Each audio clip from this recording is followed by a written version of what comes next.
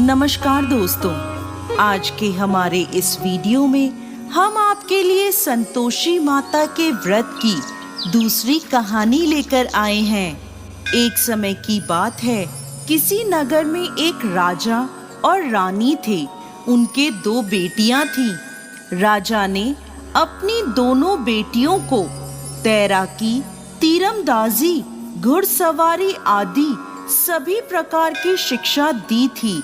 साथ ही रानी ने बेटियों को घर की जिम्मेदारियां भी अच्छे से सिखाई थीं।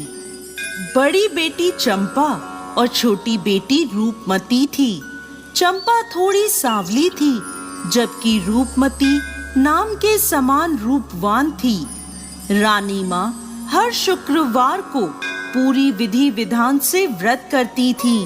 उनके महल में एक धायमा रहती थी जो अपनी भतीजी से राजा की शादी करवाना चाहती थी, लेकिन राजा ने अपनी पसंद की राजकुमारी से शादी करी थी।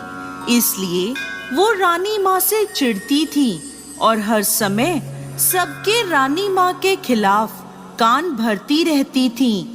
चंपा कभी किसी की बातों में नहीं आती थी, पर रूपमती कई बार धायमा की बातों में आकर अपनी माँ से लड़ने लगती थी। एक बार एक राजकुमार का रिश्ता चंपा के लिए आया।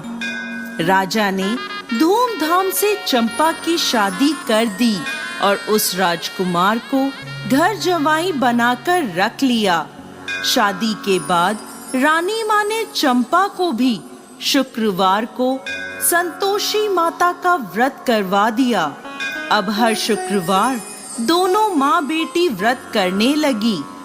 संतोषी माता की कृपा से चंपा गर्भवती हो गई। राजमहल में चारों तरफ खुशियां ही खुशियां छा गईं। एक दिन रानी माँ और चंपा का शुक्रवार का व्रत था। तब राजा और उनके जवाई सिपाहियों के साथ शिकार को गए हुए थे। तब धायमा ने एक चाल चली और रानी माँ के खाने में खटाई मिला दी और अनजाने में रानी माँ और चंपा ने वो खटाई वाला खाना खा लिया, जिससे संतोषी माता रुष्ट हो गईं। और रुष्ट होकर संतोषी माता ने राजा और उनके जवाई को रास्ता भटका दिया और उन दोनों की याददाश्त भी चली गई। वो दोनों सिपाहियों से अलग हो गए और इधर उधर भटकने लगे। भूख प्यास से व्याकुल होकर वो दोनों बेहोश हो गए। उसी समय वहां से कुछ साधु गुजर रहे थे। उन्हें बेहोश देख वो उन दोनों को अपने साथ अपने आश्रम में ले गए। सिपाहियों ने उन दोनों को खूब ढूंढा, पर वो दोनों नहीं मिले। तब सिपाही वापस महल आए और रानी माँ को सारी बात बताई। चंपा को जब ये पता चला तो वो बहुत रोई, पर रानी माँ ने अपनी जिम्मेदारी संभालते हुए चारों दिशाओं में सिपाहियों को राजा और जवाई को ढूंढने भेजा। कई दिनों बाद सब खाली हाथ ही वापस लौट आए।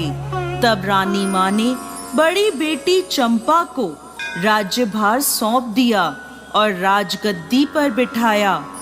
अगले शुक्रवार रानी माँ और चंपा ने फिर से व्रत रखा। तब धायमा ने फिर से चाल चली और उनके खाने में खटाई मिलाने लगी, लेकिन तभी रानी माँ ने उसे ऐसा करते देख लिया और उसे पकड़ लिया।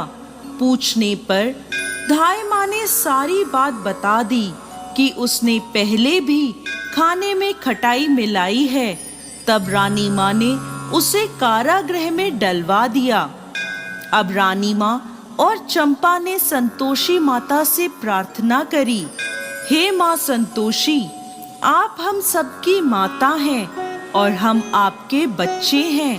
हमारी भूल माफ करें माँ संतोषी, और हमारे पति को वापस लाएं। तब उसी रात्रि को संतोषी माता राजा के स्वप्न में आईं और बोली, अरे राजा, उठ और अपने राज्य वापस जा। तेरा जवाई और तू मेरे प्रकोप को झेल रहे थे। अब तू अपने राज्य जा और मेरा एक मंदिर बनवा।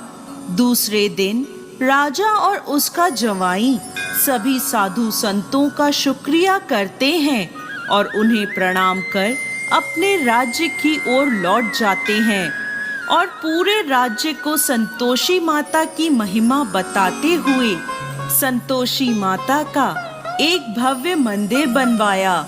रानी माँ ने चंपा के साथ धूमधाम से शुक्रवार के व्रत का उद्यापन करा। चंपा को एक बहुत सुंदर पुत्र प्राप्त हुआ और महल में वापस खुशियां ही खुशियां छा गईं। हे संतोषी माता, जैसे आप रानी माँ और चंपा पर प्रसन्न हुई, वैसे ही इस कहानी को कहते, सुनते और हुंकार भरते सब पर कृपा करना। जय संतोषी माता।